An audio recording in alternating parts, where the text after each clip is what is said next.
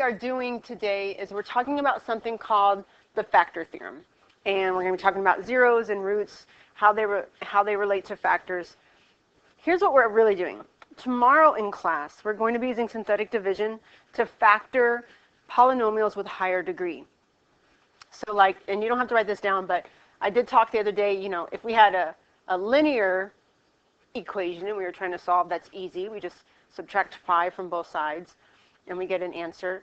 Once we have quadratics, we had new skills. We have swing method, grouping, we have quadratic formula, other kinds of, GCF, other kinds of ways of finding the solution. We would first put it in factored form, which means something times something, right? Stuff here and stuff here. But we're going tomorrow to be using synthetic division to start with something that's, higher degree. Okay, you got this stuff, blah, blah, blah, blah, blah. We don't have skills for x to the 5th, right? We have skills for linear, and we have skills for quadratics, and sometimes you can use grouping for higher degrees as well.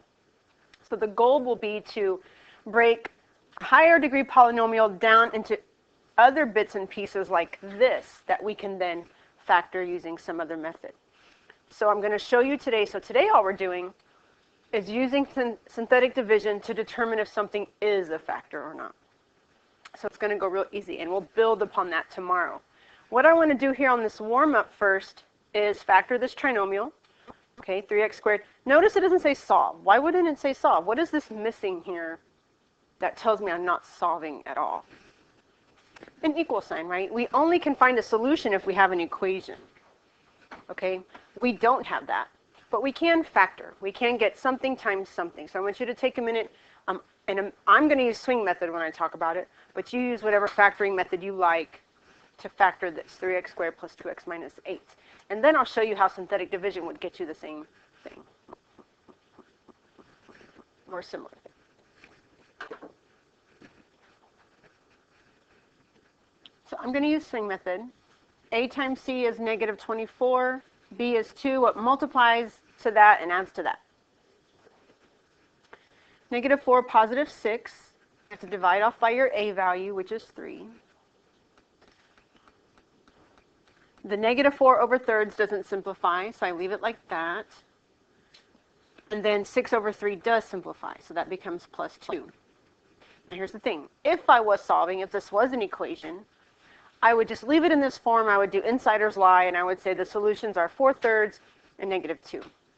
But if I want to properly put it in factored form, which is what I want to do right now, then I do the swing part of the swing method, which is to take this denominator here, swing it there, and that gives me 3x minus 4 times x plus 2.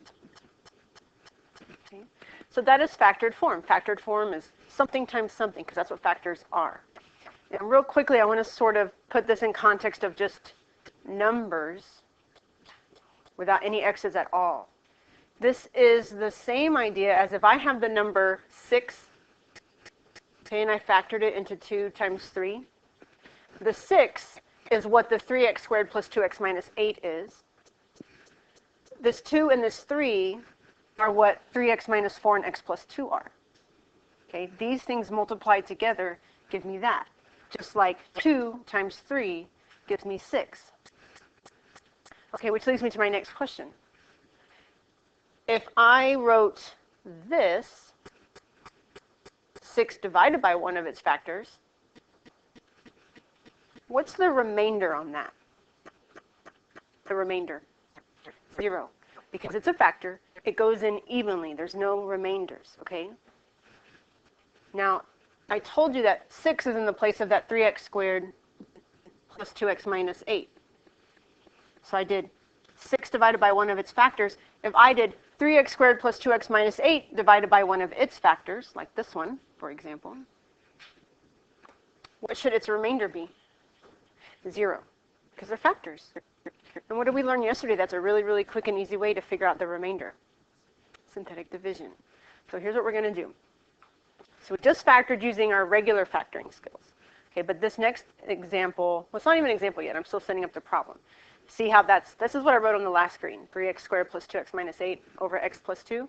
Let's verify using synthetic division what we already know is going to be true, that the remainder is 0. So we're going to pretend we don't know.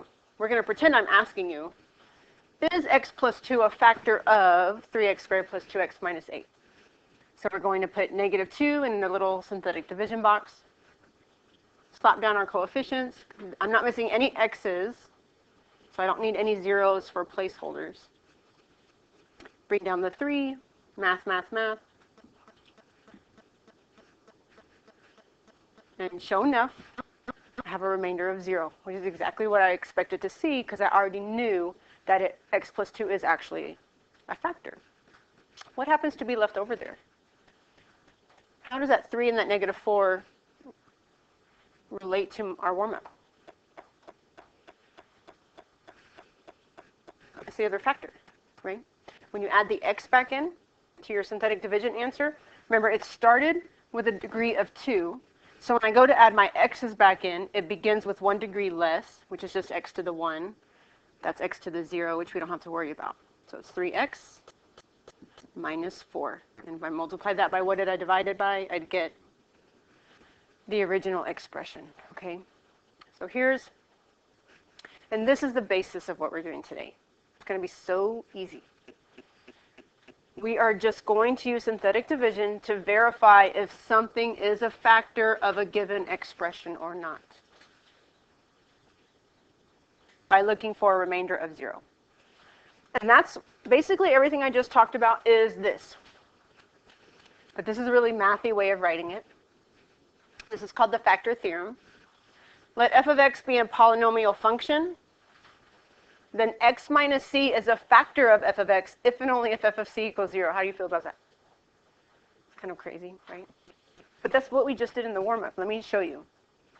The f of x from our warm-up is just the 3x squared, what do we do, plus 2x minus 8.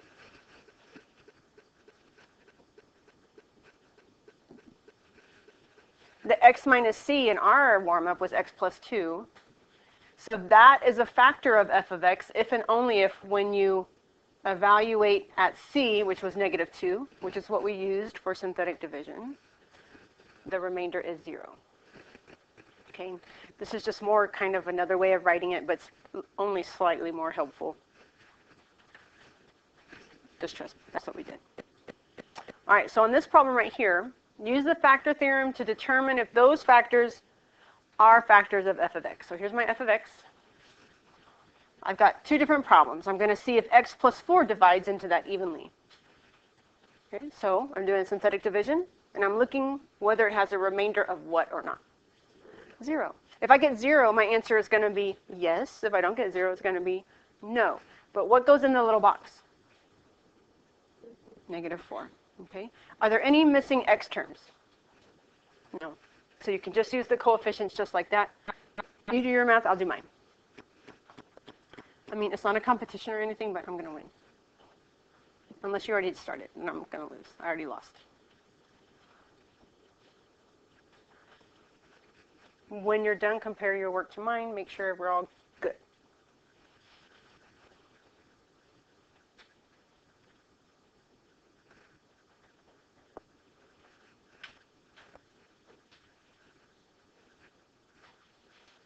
Who got 0 for remainder?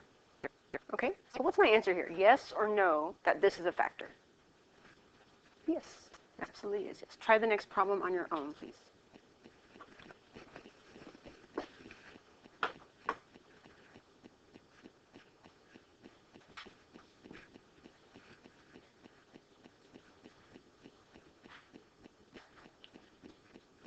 What remainder did you get on this one? Negative 18. So is this yes or no? No. By the way, it's real easy on these to accidentally get the right answer because it's only yes if you got 0. You could have had all kinds of crazy wrong math, and if you got not 0, you'd still say no, and you still have the answer right. So that's amusing to me. All right.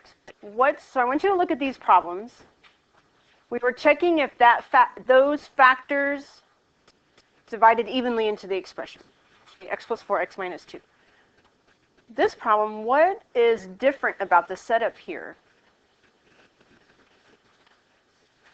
Isabel, what? We're already given the x equals -6, right? Now that's not a factor. What is that? That's called a root, right? The 0. So yesterday when we learned synthetic division, I said, okay, we're going to use the coefficients, and we're going to use the 0 or the root of the factor. Well, now we've already been given the factor. I'm sorry, the 0 or the root. So what do you think I'm going to put in this box? -6. So let's talk real briefly about why we're not changing the sign right now. If the root or 0 is -6, okay, that's the 0, okay, the root. That came from a factor of x plus 6. These are these kind of go together.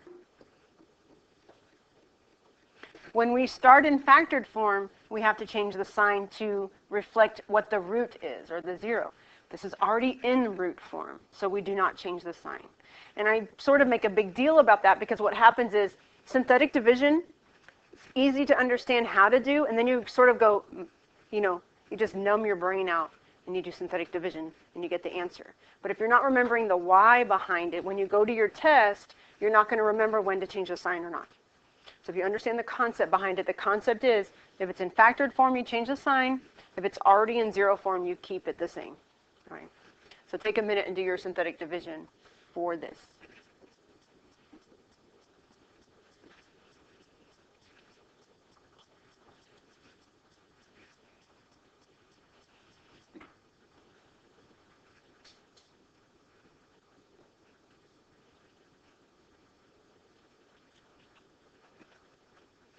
Okay, and there is a problem like that on your homework. So I just want a quick review. I want to do this problem just as a quick review of multiplying fractions.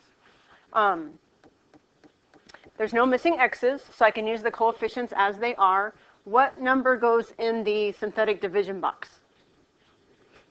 Right, -3/5. I did not change the sign because it's already a 0, right? And then when you bring your stuff down, it's going to go way easier than you might think otherwise. It's really not hard with the fraction. I bring down the 5.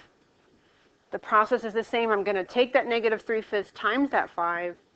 Remember, when you're multiplying fractions, you go across the top, across the bottom.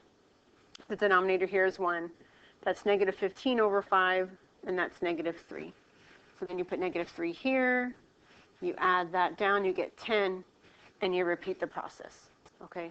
And every single time the denominator is going to cancel out, you'll get an integer. So it's not as bad as it might seem. So take a minute and do that.